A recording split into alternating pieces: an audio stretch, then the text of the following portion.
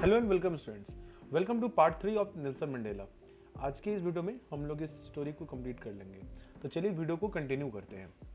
I did not in the beginning choose to place my people above my family, but in attempting to serve my people I found out that I was prevented from fulfilling my obligation as a son, a brother, a father, and a husband. I was not born with a hunger to be free. I was born free, free in every way that I could know, free to run in the fields near my mother's hut, free to swim in the clear stream that ran through my village, free to roast maize under the stars and ride the broad backs of slow moving bulls. So, इस entire para में Nelson Mandela ये बता रहे हैं कि इन सब चीज को जब ये सारी फ्रीडम फाइटर का स्ट्रगल के शुरुआत से पहले इन्होंने अपने देश के लोगों को, अपने नागरिकों को पहले उन्होंने प्रायोरिटी नहीं दिया था। उन्होंने अपने फैमिली के ऊपर नहीं देखा। मतलब जब in the beginning of things, इन सब चीज़ों की शुरुआत में सबसे पहले वो बस अपने फैमिली के मेंबर के साथ रहते थे। वो खुश थे, उन्हें किसी तरीके कोई प्रॉब्लम नहीं होता था, वो फ्री थे। उनका एक फार्म था जहाँ पे वो फ्रीली घूमते हैं, वहाँ पे भुट्टे भुज के खाते। वो यहाँ मिलेज मतलब मकई, ठीक है, हम लोग भुट्टे भी बोलते हैं ऐसे। वो जो भी बैल की सवारी थे, स्लो मूविंग बोट्स, उस पर बैठ के करते थे। उनके पास एक स्ट्रीम भी था, झरना भी था, जहां पे वो स्विम भी करते थे।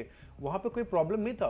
लेकिन it was only when I began to learn that my boyhood freedom was an illusion, when I discovered as a young man that my freedom had already been taken from me, that I began to hunger for it. But जैसे जैसे वो बड़े हुए, उन्हें realise हुआ कि ये जो फ्रीडम वो देख रहे हैं वो क्या एक इल्यूजन है, वो दिखावा है, वो रियल फ्रीडम नहीं है। और इससे उनके हंगर फॉर फ्रीडम की शुरुआत हुई। At first as a student I wanted freedom only for myself. जब वो स्टूडेंट थे वो सिर्फ अपने खुद के लिए फ्रीडम चाहते थे। The transitory freedoms of being able to stay out at night, read what I wanted, read what I please and go where I choose. Initially as student वो क्या फ्रीडम एक्सपेक्ट करते थे कि मैं बाहर देर रात तक मैं बाहर रह सकूं, मैं जहां जाना चाहूं वहां जा सकूं। बट ये ट्रांजिटरी था, मतलब ये भी फीलिंग परमानेंटली नहीं रही, ये भी चेंज हो गया। Later, as a young man in Johannesburg, I earned for the basic and honorable freedoms of achieving my potential, of earning my keep, of marrying and having a family, the freedom not to be obstructed in a lawful life. जब वो बड़े हुए, जब वो Johannesburg में गए, वहाँ पे उनके फ्रीडम का एक दायरा, फ्रीडम का एक सोच, जो फ्रीडम का एक मतलब उनके लिए था, वो और एक्सपैंड हुआ। क्या हुआ कि मैं जहाँ चाहूँ मैं रह सकूँ, मैं जिसके साथ मैरिज करना चाहूँ मैं मैरी कर सकूँ। ये फीलिंग उनके अंदर में और क्रिएट होने लगा। The freedom not to be obstructed in a lawful life. उन्हें इस बात का फ्रीडम चाहिए था कि मैं एक अगर लॉफुल लाइफ, मतलब एक कानूनी तौर से अगर मैं एक ऐसा इस तरीके से रह रहा हूँ जहाँ पे मैं कानून को फॉलो कर रहा हूँ, उसके बाद मुझे किसी तरीके का कोई रोक टोक हस्तक्षेप नहीं चाहिए।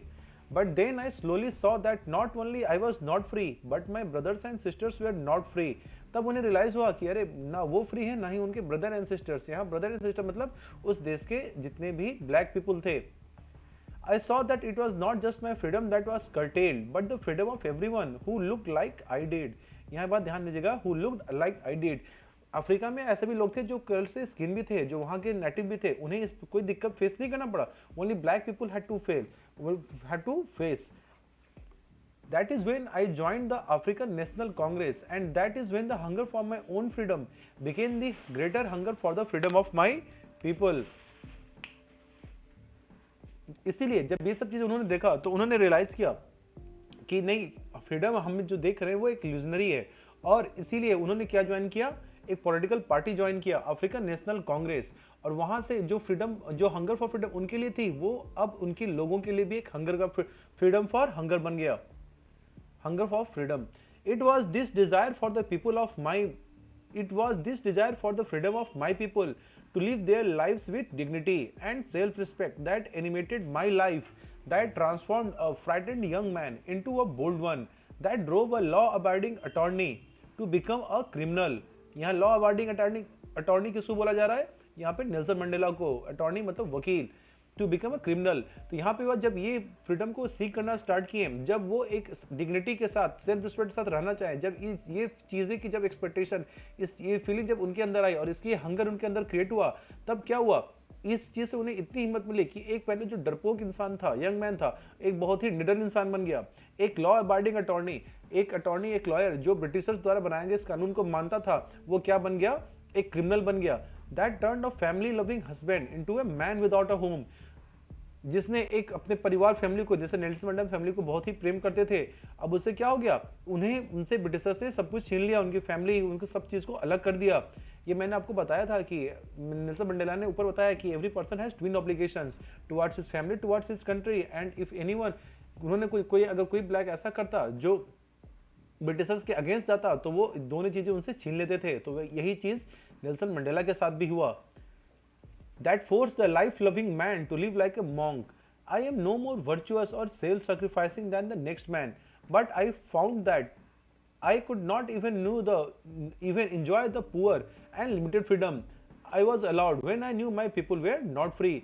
वो ये नहीं करे कि मैं हमेशा अच्छी तरीके से रहता था, मैं भी कभी गलतियां करता था, ठीक है, अब मैं भी उतना ही सेक्रीफाइस करता जितना एक दूसरा इंसान भी फ्री जितना सेक्रीफाइस करता। मैं ऐसा ये अपने आप को यहाँ दिखाना चाह रहे हैं कि मैं कुछ बहुत बड़ा महापुरुष नहीं था जो जिसने कभी कोई गलती नहीं किया हो। इन्होंने भी गलतियां की, इन्होंने भी उतना ही सेक्रीफाइस किया जितना एक दूसरा आदमी भी सेक्रीफाइस किया, बट उन्होंने ये देखा कि मुझे एक लिमिटेड अमाउंट ऑफ फ्रीडम भी मुझे नहीं मिल चुका हुआ है। और तब उन्होंने ये भी रियलाइज किया कि I was allowed when I knew my people were not free. तब उन्हें कहा कि ना ही मैं ही फ्री हूं, ना ही मेरे लोग भी फ्री हैं।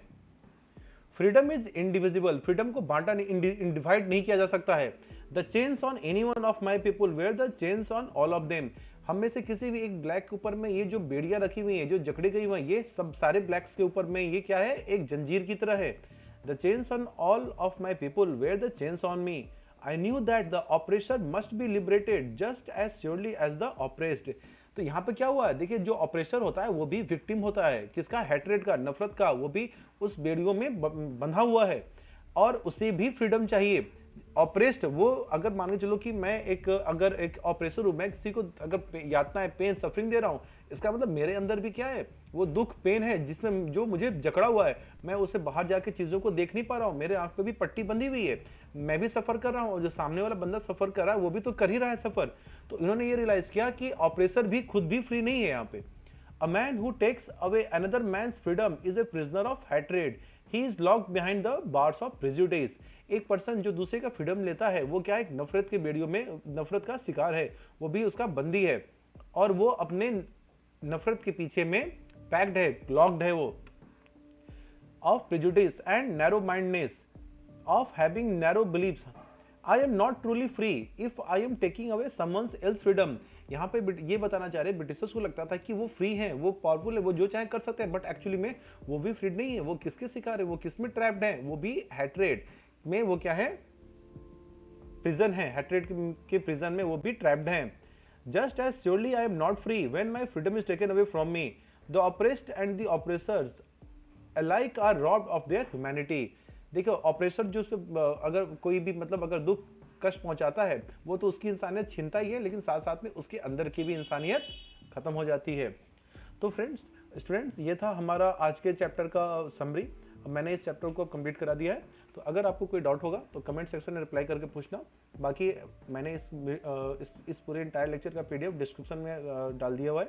सो अगर कोई उस पीडीएफ को डाउनलोड करना चाहे तो वहाँ से डाउनलोड करके उसे पढ़ सकता है। नेक्स्ट वीडियो में हम लोग कुछ क्वेश्चन आंसर इसके इंपॉर्टेंट उसको पढ़ेंगे, और आने वाले लेक्चर्स में मैं आप लोग को ये बताऊंगा प्री बोर्ड में आप क्वेश्चंस को कैसे आंसर करें, कैसे आप क्वेश्चंस को सोच कर लिख सकते हैं, कैसे आप पॉइंट खुद से क्रिएट कर सकते हैं, क्योंकि आने वाले एग्जाम में सीबीएसई क्रिएटिव क्वेश्चंस ज़्यादा देगा। तो मेक श्योर आप चैनल को सब्सक्राइब करें और बेल नोटिफिकेशन को प्रेस कर दें ताकि कोई भी आपको नोटिफिकेशन मिस ना हो। तो चलिए स्टूडेंट्स मिलते हैं अगले वीडियो में, तब तक बाय बाय, टेक केयर।